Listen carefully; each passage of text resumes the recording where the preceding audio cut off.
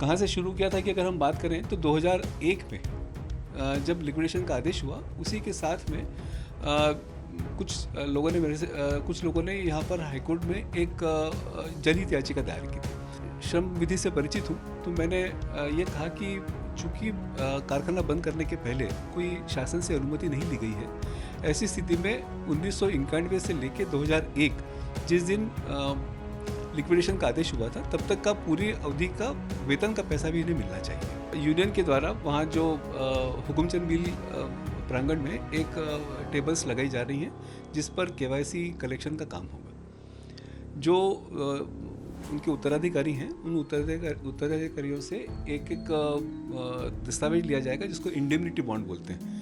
Housing board ने एक agreement के द्वारा जो क्रेडिटर्स थे, यानी बैंक्स थी, स्टेट बैंक से लेकर कोटक महिंद्रा तक की बैंक्स थी और मजदूर थे, इन सभी को जो भुगतान किया उस भुगतान में लीगल एक्सपेंसेस शामिल किए हैं। काफ़ी दिनों से इंदौर में एक चर्चा का विषय बना हुआ है मजदूरों की लड़ाई, यानी कि जो मिल मजदूर थे, जो हुकुमचंद मिल मजदूर थे, आखिरकार उनको उनके हक का पैसा जो है अब वो मिलने वाला है और ऐसे में जो उनकी इतनी परेशानियां थी अब वो दूर होने वाली है। लेकिन इस परेशानी के पीछे की जो बैकबोन है, जो रीढ़ की हड्डी है, वो इस पूरे केस के वकील हैं जो कि आज हमारे साथ मौजूद है। गिरीश पटवर्धन जी खुद हमारे साथ मौजूद है जो हमें बताएंगे कि किस तरह से 32 सालों से जो लड़ाई लड़ रहे थे आखिरकार उसका अब नतीजा जो है वो निकल कर सामने आया है और मजदूरों के चेहरे पर जो मायूसी छाई हुई थी अब वो खुशी में परिवर्तित होती हुई नजर आ रही है। सर, सबसे पहले तो बहुत बहुत बधाई, एक बहुत बड़ी लड़ाई लड़ते हुए आप यहाँ तक पहुँचे हैं। जी, ये बात तो सही है कि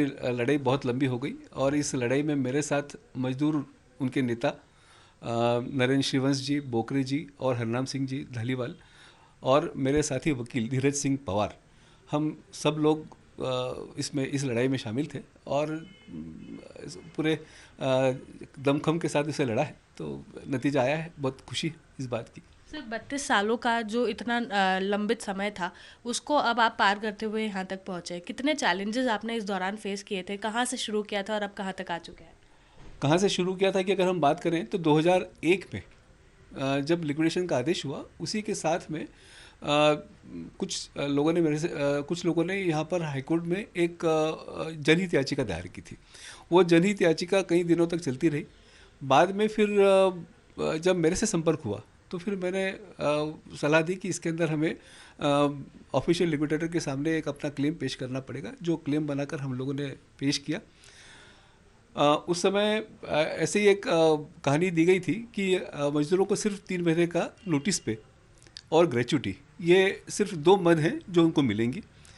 चूँकि मैं श्रम विधि से परिचित हूँ तो मैंने ये कहा कि चूँकि कारखाना बंद करने के पहले कोई शासन से अनुमति नहीं ली गई है, ऐसी स्थिति में 1991 से लेकर 2001 जिस दिन लिक्विडेशन का आदेश हुआ था तब तक का पूरी अवधि का वेतन का पैसा भी इन्हें मिलना चाहिए।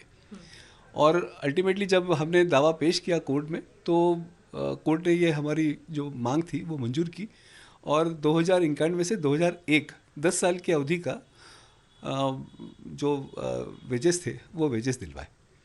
तो उसकी वजह से ये जो रकम है ये थोड़ी सी आकर्षक हो सकी है और लोगों को जो पैसा मिलेगा वो शायद उन्हें उनके दुखों को शायद कम करे। सर, ऐसे में आपने ही थोड़ी देर पहले बताया था कि करीब 2200 मजदूर ऐसे हैं जिनका निधन हो चुका है, तो उन्हें किस तरह से हम लोग राशि पहुंचा सकेंगे? उनके लीगल जो भी वहाँ पर कलेक्टर्स होंगे उनको किस तरह से राशि मिलेगी? यूनियन के द्वारा वहाँ जो हुकुमचंद मिल प्रांगण में एक टेबल्स लगाई जा रही हैं जिस पर केवाईसी कलेक्शन का काम होगा।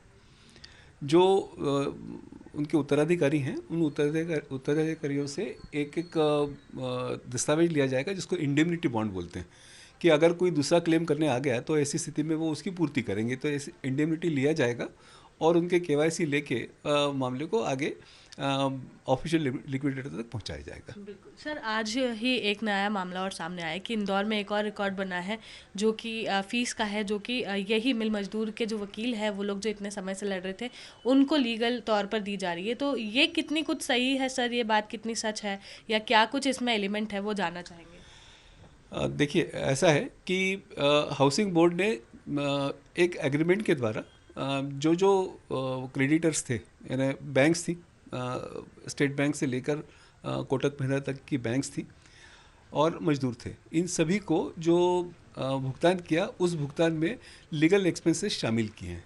तो ये जो राशि दी जा रही है वो राशि जो कुल पे आउट था, उस पे आउट का 3% ये उनका तयशुदा रेट है। उस तयशुदा रेट के हिसाब से लीगल एक्सपेंसेस के नाम से भुगतान है।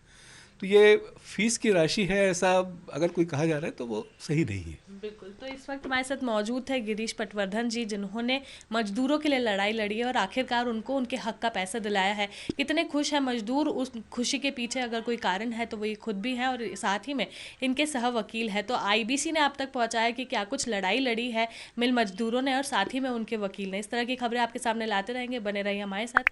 कैमरा पर्सन नंदन सिंह पवार के साथ मैं हारिका शर्मा, IBC 24 इंदौर।